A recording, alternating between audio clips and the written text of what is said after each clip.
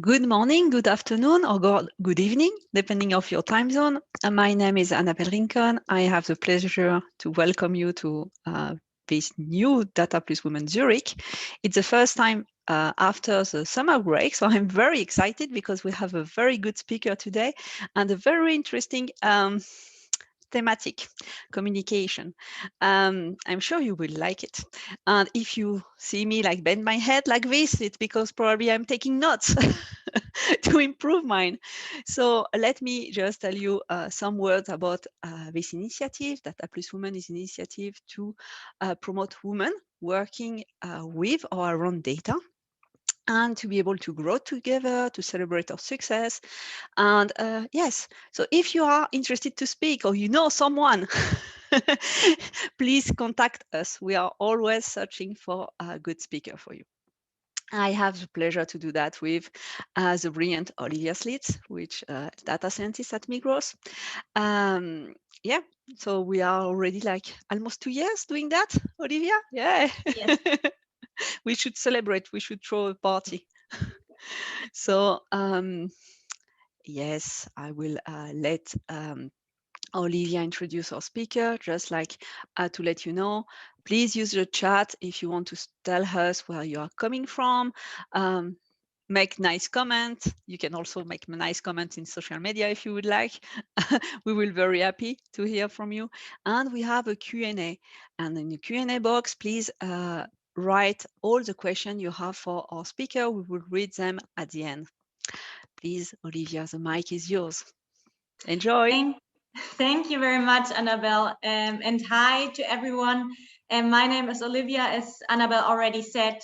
And I say hello, good evening, good morning. And I hope you either have a cup of coffee in your hand or water or even some beer. As already being announced, we have Megan today with us. We're super excited. And the topic will be all about communication. And just a few words about Megan before we let the stage be for Megan. She actually has a very interesting career, I would say. She comes from the analytics side and is now a lot, and she is a communication consultant, author, and speaker. So I had to look it up in our notes. And today it will be all about communication, how we should communicate within the business world. And I'm looking forward to her advice and tips. So Megan, I guess the stage is yours. I will stop sharing and yeah, have fun. Thank you, Olivia. All right, let's get my slides. Let me know when you can see them. Cool. So, people talk weird at work. I know I do, or at least I used to. As Olivia said, I worked for over a decade in the corporate world. So I was in insights and analytics, which means I presented lots of findings to lots of different stakeholders. And I discovered something really, really, really weird. I could be having coffee or lunch with a stakeholder. And then if you put me in front of a PowerPoint in front of exactly the same person, I would just completely switch. I have this corporate Megan voice that I used to call it, and it sounds nothing like me. I had a completely different cadence. I used a different tone. I would throw in all of these big businessy words, technical terms, even like citations. And it was super jarring because it was just so different from who I actually am. It was anything but authentic. So first question, want to get you guys all involved. Do you have a corporate voice? Have you recognized it as such? Or are you just completely authentic, same as you are with your friends? Just put it in the chat. Let's see what you got. I know Annabelle is saying that something looks familiar, so that's a good start. Deborah, all right, yep. Okay, very, very good. All right, so then that means I can continue with the presentation. Otherwise, I was going to have to think of something else to talk about. So at least for me, I don't know about you, but I didn't do it on purpose. You know, I wasn't trying to be businessy. I know that I'm supposed to be authentic at work. I've got an entire LinkedIn feed and Instagram feed telling me that I'm supposed to be authentic at work, but it's super hard, right? I mean, if it was easy, we wouldn't be here. So what I want to talk about tonight, this morning, this afternoon, is why we sound businessy, what causes it, what we should be striving for instead, and how to get there. So first of all, why do we sound businessy? Well, because we want to sound smart, right? That's basically what it is. We're at work, it's a competitive environment, we want to succeed, and intelligence is valued. It's super logical. So we're trying to sound smart. And at work, that manifests itself in a pretty noticeable way. What we're talking about really when we're saying things that sound businessy is jargon. And jargon is defined as a specialized language of a trade, profession, or similar group, especially when it's difficult to understand by outsiders. And most of us work in a corporate environment, so we encounter business jargon, and then more specifically, we work with data, and so we encounter technical jargon too. So let's talk first about business jargon. Business jargon is buzzwords. It's manager speak. It's what you make fun of consultants for sounding like. So another question for the chat, when you think of business buzzwords, what's the first one that comes to mind? Could be one that you use all the time, one that you hate that really, really annoys you, or one that you actually kind of like. Digitalization. Yes, Amelia, that one is good. What's the ask? I love that. Circle back. Charlotte, circle back is one of my favorites. KPIs. Okay, yeah. So here is one of my favorites. Back burner, to used as a verb. And I have to admit that I actually love jargon. In fact, I collect it. I do a Jargon of the Day series on Instagram. And I think that a lot of these business buzzwords they can actually be super creative. They can be concrete. They can be full of metaphor. And you can use them strategically to add a lot of color to what can otherwise be a pretty boring business topic. The only problem, though, is that if you use the same words over and over again, they become cliche, and you just start, it runs together into this kind of fog of buzzwords. So business jargon can be good, but it can be annoying if you use it every other sentence. So why do we use it so much? One of the main reasons is mimicry. We want to fit in. If everyone else is using jargon, especially people who are above you on the org chart, you're going to do it too. And like mimicry in whatever form is rational from an evolutionary perspective. The people around you who are using this, this business jargon are by definition not fired since they're still in the meeting with you, talking to you. So if you do what they do, it's a pretty safe survival strategy within your company. But it's not the only survival strategy, and it's really not even all that good of a one, as we'll see later. The other type of jargon that we typically encounter is technical jargon. And so this one is less focused on the metaphors and is less colorful, and it's more like specific words or terms that are domain specific. So for us, for the types of work we do, we're talking about words like expected value or Markov chain or probability density, all of these things that sound super fancy. And once again, technical jargon does have its place.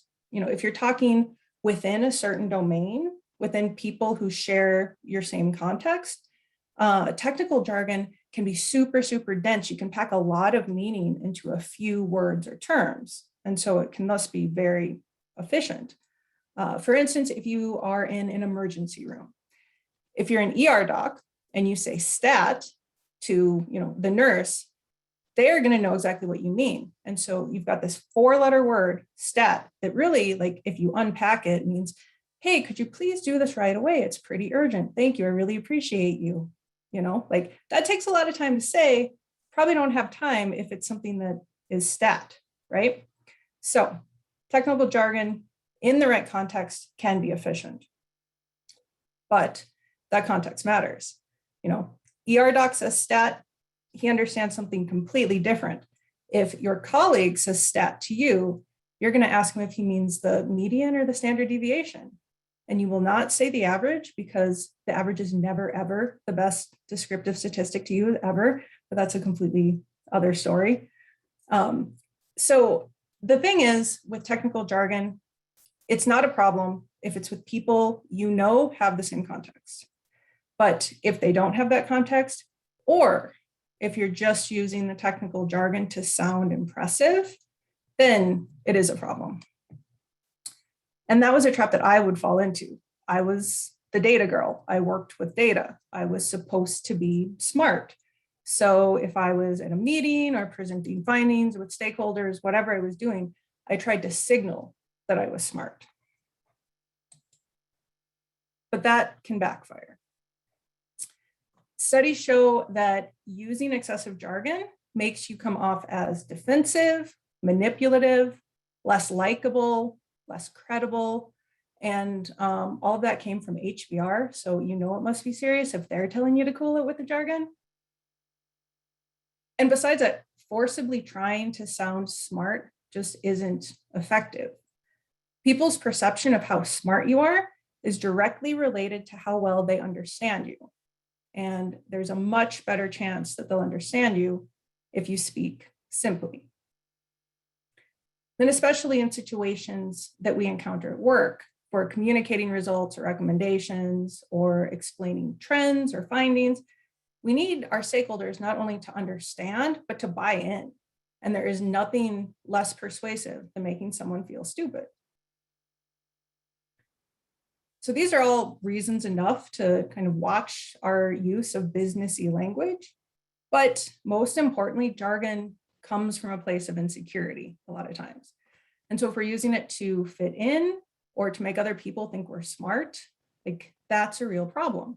No one goes around in real life talking like they're the narrator of an advanced statistical methodology audiobook. That's just not authentic. And we want to be authentic. So what does it mean to be authentic as it pertains to work? I'll tell you what it doesn't mean. Being authentic does not mean bringing your whole self to work. This is the stupidest quote. No matter what Instagram says or LinkedIn says, no one brings their whole self to work. No one brings their whole self to any single situation. That's just not a thing. Like, that's not possible. So what does being authentic actually mean then? It's pretty simple. It means not being fake.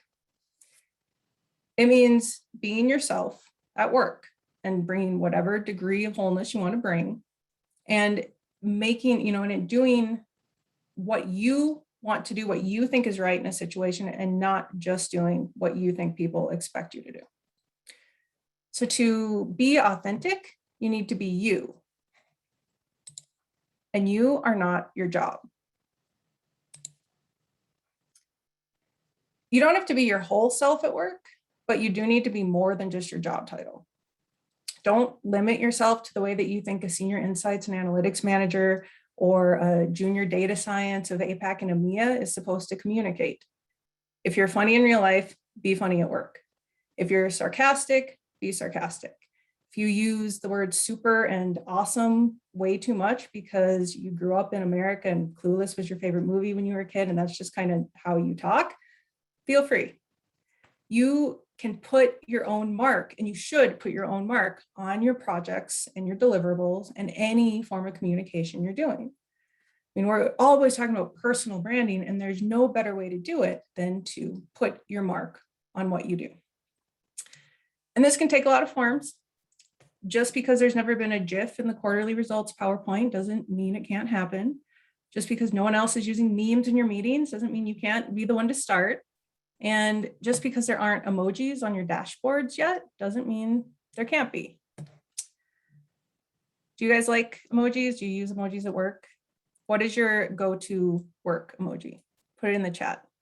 I don't know if you can put emojis in the chat, but otherwise you can just describe the emoji you want. Smiley face is always, like you can never go wrong with a simple smiley.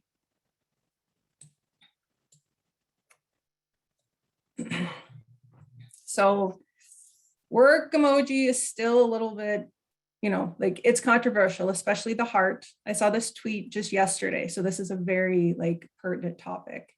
But I must say that in any corporate culture that I've ever been in, the rocket, the ta-da, the boom, and the champagne are always fair game. You cannot go wrong. Thumbs up is another one that's perfect. Yep. And the dancing bear in Teams. I don't use Teams, so I don't know that one, but I'll have to check it out.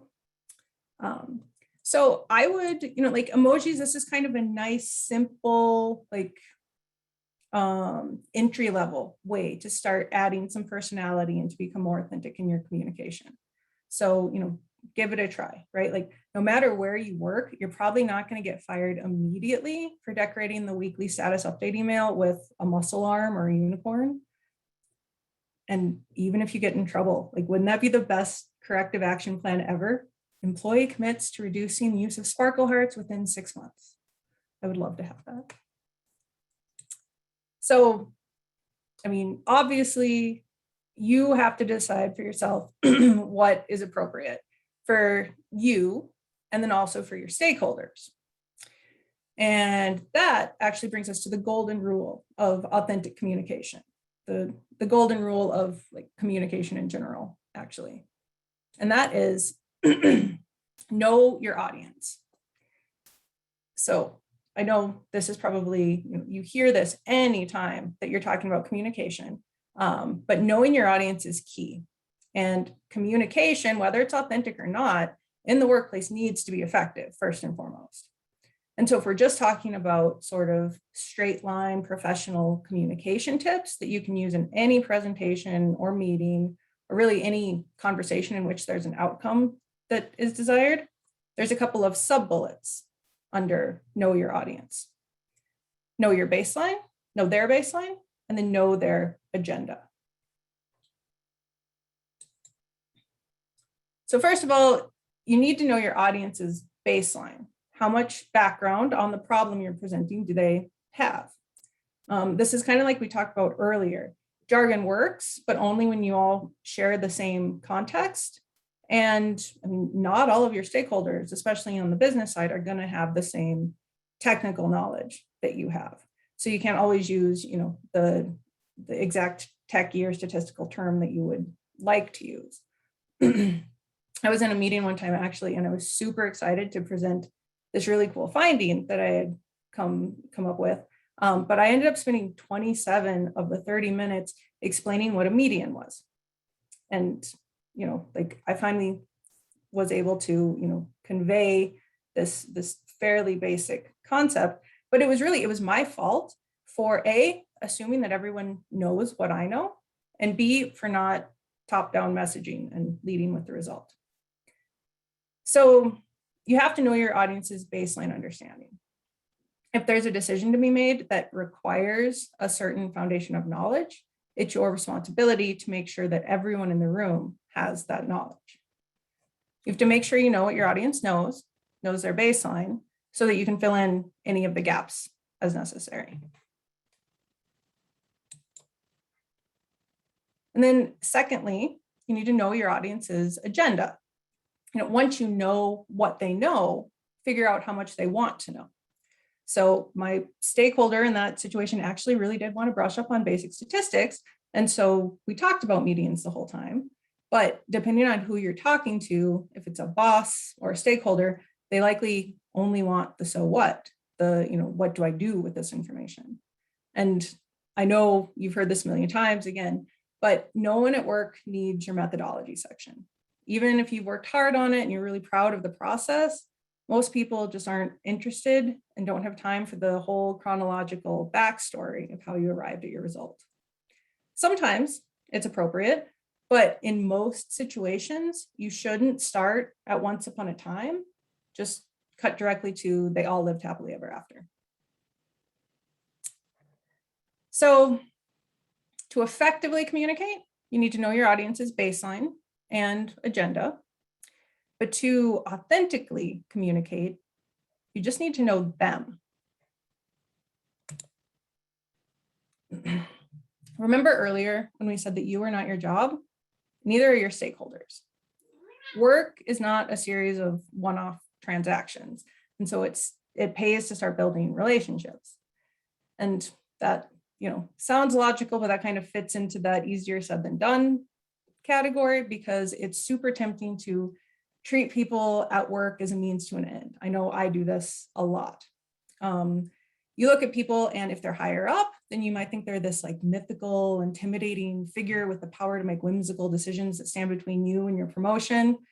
Or on the other hand, if it's a stakeholder or an internal customer, you might just sort of regard them as this shrill, complaining little thing that buzzes around you like a mosquito, asking you to change the color on their dashboard or help them with an Excel formula.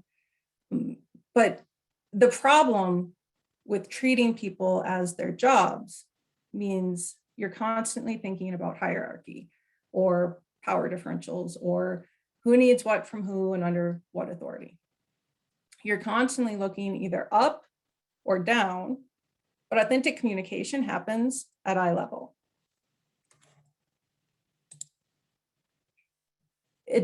Communication works best and is most authentic when it happens between two humans who view each other as human, eye to eye, not looking up at or looking down on each other.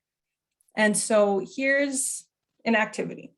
If you've got a piece of paper or something with you, think of two people at work. One person that you might be a little bit more intimidated by, that you kind of have to look up at, and one that you look down at, or you're tempted to, one who's maybe kind of more in that annoying camp. I know this sounds cruel, but I think we all probably have these people. If not, awesome, and you are a much better person than I am, but I know that I'm always I have people in both of those categories. So once you have your people, think of a question that you could ask each of them. And as you're thinking of these questions, you could put those in the chat if you want. You don't, obviously not the names, but the questions that you come up with might help others to sort of create a collection that they can use. So when you're thinking of these questions, for the person that you might be intimidated by, how can you get to know them better? How can you find some common ground? So for example, you could ask how they got their start and ask sort of their background and how they got to where they are, because no one walked out of university and became the senior vice president in charge of global sales analytics overnight. They had to start somewhere. And so at some point they were where you are now. And so that story can help you connect. Then for the person that you maybe look down on or tend to, you could ask a question where they know more than you do. So maybe it's about their role, maybe it's their department, maybe it's something not work related at all. But the key is to find something where they can be the expert. And so you have to look up to them, and that raises your gaze until you're looking at them at eye level. So think about these questions, and then think about, tomorrow or next week, whenever you get a chance, ask these people your questions. Start to get to know them, start to build these connections, even out your relationships, and meet people at eye level.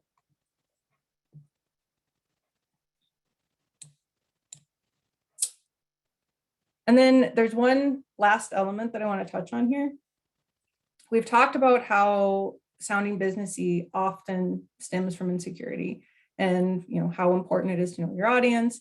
But one prerequisite for being authentic is being confident. You can't be yourself at work if you don't have the confidence to do so. I think we all kind of know that, and a lot of us will get there at some point in our career, but it's really, really hard. And it can be the absolute hardest thing to figure out, how you make that break. And I don't have the answer, but I have some experience. I mean, I spent a long, long, long time talking businessy because I wanted to sound smart, because I didn't feel smart all the time. And I felt like I had to be the expert in every single situation. I figured that, this is my job. My job is to know all of this stuff. And anytime my boss or a stakeholder or anybody asked me a question that I didn't know the answer to immediately, I panicked. And so I would string together a bunch of these jargon and buzzwords and technical terms into this elaborate smoke screen that I could hide behind, basically to mask the fact that I didn't know the answer, because I did not believe it was okay to say, sorry, I'm not sure, I'll find out. I mean, I always did go out and find the answer, but it still felt like a failure. It still, that undermined my confidence, and then that undermined my authenticity. But then one day I realized that was stupid. Like, that was just dumb. If I didn't know like this one single answer to this one like specific question, that was okay. I still knew my stuff. I was still good at my job. Not knowing everything, but knowing a lot still qualifies you as smart. And that's steady state. That's not something that you have to constantly defend. And so this is the absolute key takeaway for the whole talk. You don't have anything to prove. I don't want to go like full on motivational speaker here, but I heard a podcast the other day that said the person you can best serve is the person you used to be. And I used to be a woman in data who thought she had something to prove. I wish someone had told me 10 years ago, or even 5, or even like 6 months ago, that I didn't have to prove that I was smart, at least not, every single sentence. I didn't need a bunch of jargon. I didn't need to name drop statistical methods that I only vaguely understood. I just needed to be authentic. I just needed to be me, and that was good enough. And it follows then that if you commit to just being you, that's good enough too. And then it follows from that you're perfectly qualified to communicate authentically, human to human, eye to eye. You can for sure throw in some buzzwords every once in a while, and you can talk about p-values and bimodal distributions if you want to, but you can also use emojis and memes, and you can show some actual personality. It's okay. You don't have to be your whole self at work, but you do need to be yourself. And you can be as businessy or not as you want to be.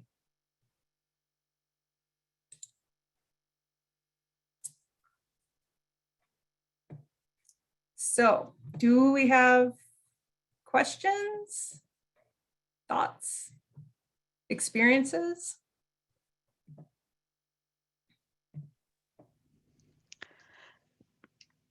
I have a question. I'm curious that no one asked it.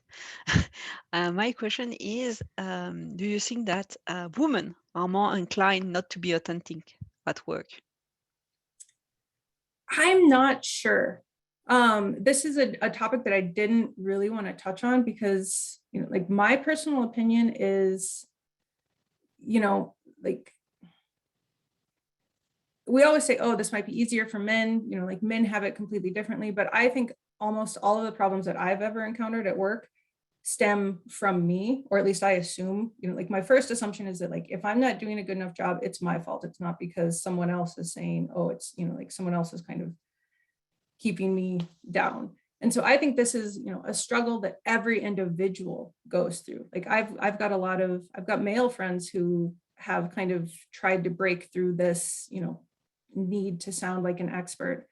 And I don't know if it's a like male female thing, an introvert extrovert thing, a whatever breakdown on the MBTI you want to use, but I think it is pretty individual, but I think it's pretty universal.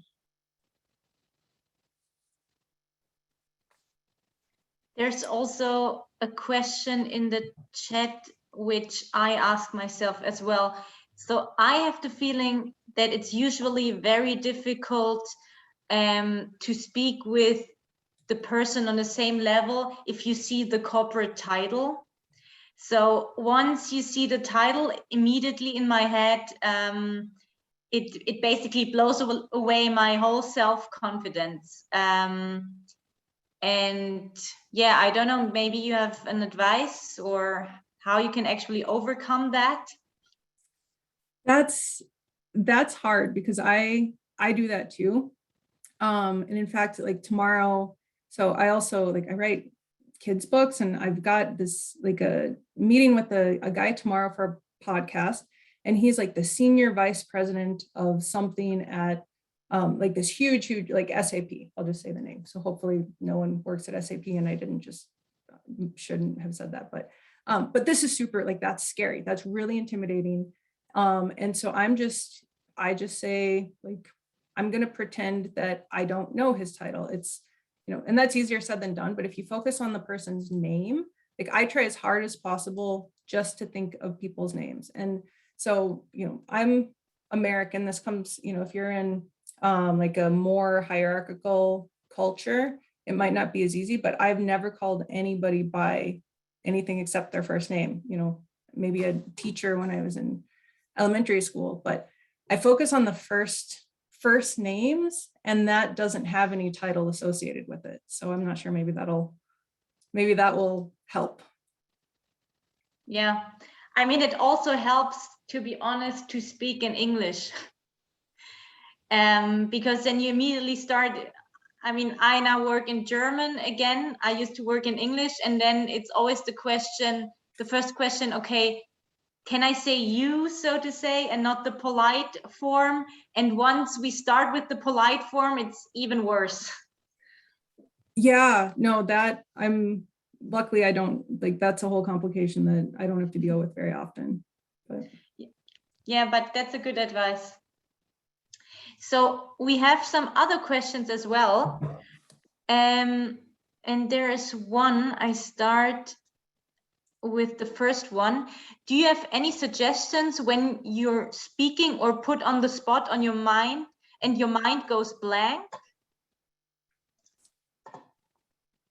A couple of points for that. Anytime you're speaking, silence seems 8 times as long to you than it does to whoever's listening to you. I think for one thing, everybody speaks too quickly.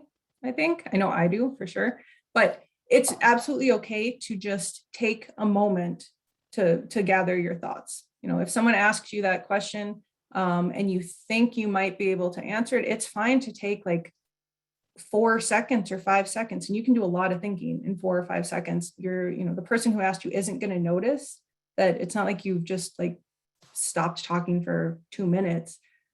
So it's fine to take a couple of seconds to gather your thoughts. And then there's also, it's okay to say, I'm not sure, but I will get back to you. I think that's always okay. And you can even sort of follow it up with, I've got an answer, but I don't know that it's right. So I want to confirm, and kind of make it sound like you're doing them a huge favor, that you're going to go and do all this extra research. So don't be afraid to take the time that you need. All right. Then there's another question, which is quite interesting, from Brittany. Sometimes I get frustrated when I hear people talk in so many buzzwords just to sound smart. How do you actually handle being on the receiving end of this sort of language? That's a quite interesting thought. That's a really good question. Yeah, Brittany. I think one thing you can do is just call it out. Like, you can say, and you don't have to say, hey, I think you're using a bunch of jargon so that you sound smart, but you can pick out little individual words and say, oh, I thought it was really funny that you said, double click. Let's double click into this topic, because, and just, like, you can even say, like, double click, haha, it's, it's like a mouse, like, but I think just if you bring some attention to it, a lot of times, we do it, we are doing it because we're mimicking other people. We're doing it because we hear it. This is just the way we talk at work. Most people even realize that they're doing it. And so by sort of stopping the flow of the conversation or like pointing it out to them and saying, do you realize how many of these buzzwords you're using? That will at least bring it top of mind to them, and then they can decide whether or not to curtail it. And then we also have a question in the chat from Maria. How do you present to a group of people where the baseline is unknown? Do you avoid jargon completely? Excellent question, because we don't always have the luxury of knowing what our people know. I think there's this concept of plain language. I know the US government has a whole website called plainlanguage.gov, something like that. And then there's also, I don't know, has anyone ever heard of the webcomic XKCD? It's sort of this nerdy, geeky, like comic with stick figures. But the guy who makes that comic has this concept called Upgoer 5 language. And there's a whole book that basically explains super complex topics with using only the top 1,000 most common words in the English language. And it's amazing how much complex information you can convey using very, very simple, like, third grade reading level language. So I would say that if you don't know the baseline of your audience, to err on the side of going simpler than you want to, because it's far less risky. You're not going to alienate nearly as many people if you use simple language than if you start kind of from the top and assume everyone is going to know. There's also an interesting comment to that from Karen. My boss always asks what XYZ actually means with no shame, so the presenter sees the baseline. Yeah, no, and that's perfect. And this is another thing. I mean, if you're talking about kind of cultural change, be that person too. That's another area that I used to trap I would fall into, is I would hear something and I would think, okay, I've heard that term before. I sort of know what it means, but I can't remember exactly, and I'm sure not going to ask, because that would be admitting that I don't know what it is. And so then I spend the whole meeting trying to kind of catch up. And it's okay, because like they say this in school too. If you have a question, probably 3 other people have that question, and so you're doing them a favor if you ask it. So never be afraid to be that person who asks what a median is, because not everybody knows everything. Not everyone can know everything, and there's no shame in that. And the more knowledge then that you can put into the whole room, the better. Yeah, that's true. That's a situation I'm totally familiar with. So there's also another question. How do you deal with criticism, negative comments, when you start to be more authentic and bring your personality and use less jargon? This is where it gets hard, but it gets easier too, because once you start being more authentic, it's really hard to go back, I think. And there's really, if you have the requisite confidence to be authentic, then you also kind of with that have the requisite confidence to realize that this person is just being kind of a jerk, or this person doesn't like my style, but I don't really like their style, so it's fine. Obviously, if it's something, if your boss says, hey, you can't use emojis on your weekly sales report, or at least use the brand colors or something, like that kind of feedback you should take to heart. You kind of have to fit in with the corporate culture. But if it's like a personal attack, then just brush that off. Yeah, negative comments is always difficult to deal with, unfortunately. Can I add something about that? When I start to be more authentic at work, obviously I bring whatever I bring here at work. So sometimes people don't take me seriously. Now because I'm maybe funny or I try to be more relaxed. But I decide that I don't care, because for me it's like deliverance, like a freedom. It's free myself. I spent so much energy in the past trying to be very corporate, very strict, very like this, that now I can free my completely myself, and I think that I have much more energy to work. That's very, very true. Yeah. Yeah. I mean, it takes a lot of time and energy to try and be something you're not. And I think, I don't know who said this, but the easiest, or it's hard to lie because you have to remember so much, so you might as well tell the truth. And that concept, applies here too, I think. See, there's a couple of chats or questions in the chat about the plain language and XKCD, and it is XKCD, Christy. I'm going to see if I can find a link to put into the chat.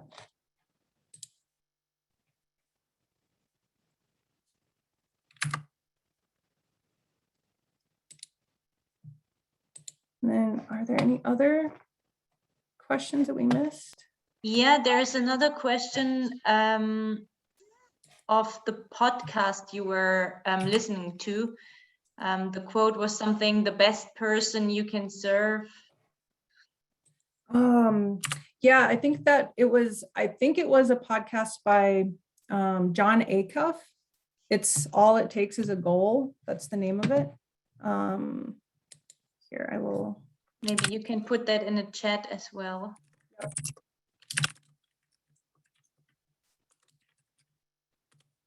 That's the podcast. I'm looking for the XKCD.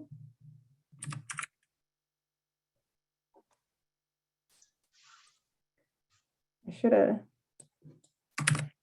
Here in the chat is the link to, this is the Upgoer 5 comic that I was talking about from XKCD.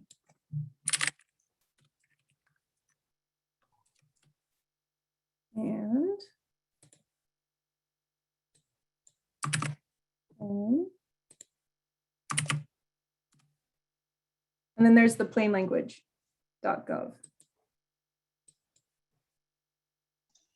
Okay, so all the links are in the chat for anyone who is interested. Oh, you know what? I'm sending it to the here. I was sending it to hosts and panelists. Let me. Yeah, that's true. Redo that. So.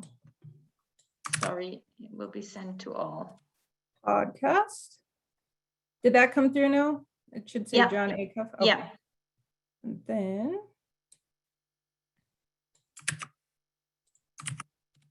XKCD, which is a really good comic. So, I mean, everyone should check it out just for entertainment value, as well as educational value.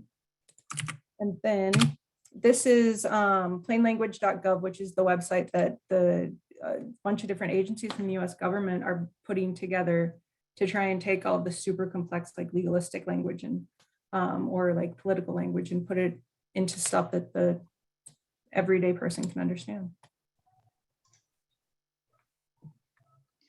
All right. Then I think there was still one question in the chat. Any advice on male talk against women? That again, I mean, it's sort of like we talked about before, male talk against women. I mean, there's always going to be people of both genders that, that don't want you to be as authentic as you want to be.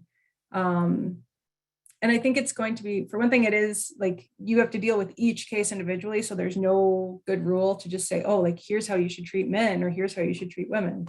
So I think it's really, again, just it goes back to the confidence to, it's okay to be you. And if someone else doesn't like it, then, I mean, what's the worst they can do? I mean, they could maybe get you fired, but that's really hard in most places. So, I mean, just kind of brush it aside.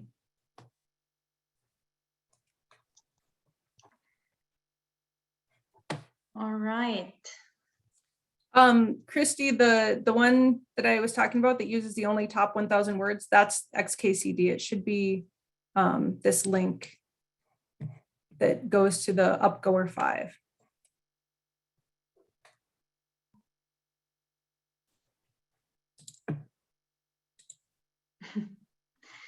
Okay. If you have any other questions, now is your last chance. Otherwise, I guess you can also contact us or Megan directly afterwards. But we still have a couple of minutes if you have a question, and if not, we can. I really like Linda's comment about acronym alert. Yeah. Yeah. I should do that at work. Yeah. Yeah. And I mean, most of the time, like I said, that will draw enough attention to it that people will kind of stop. And this is really nice because it's very like non-confrontational or like, why are you being so jargonful? Like, it's just kind of nice, haha. Like that's a really good solution.